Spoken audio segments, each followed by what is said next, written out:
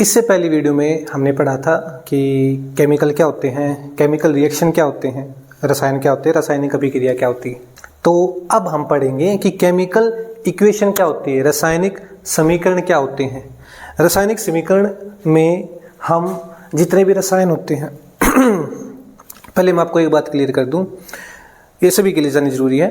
इस दुनिया में जितनी भी चीज़ें होती हैं, चाहे मैं हूं, आप हो, जो भी आप देख रहे हैं, जो भी आप नहीं भी देख पा रहे हैं, सब कुछ कुल मिला के टोटल 118 एलिमेंट, 118 तत्व। जो नहीं समझ पा रहे उनके लिए मैं बोल दूं कि सिर्फ 118 चीज़ों से मिलकर ही वो बना है सब कुछ, जिसको हम अपनी पीरियोडिक टेबल में पढ़ते हैं। 10th के सिलेबस में हट चुकी है तो 11th 12th में आती है।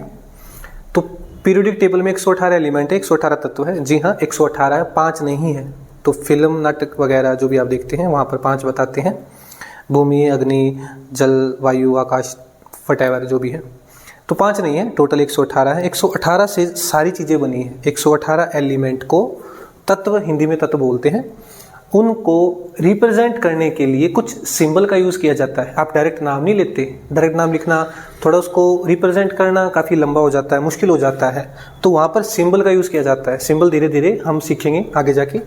तो जैसे यहाँ पर लिखा है Mg, म्यूजिकल Mg, यहाँ पर वो नहीं है, ये Mg का मतलब मैग्नीशियम, ठीक है।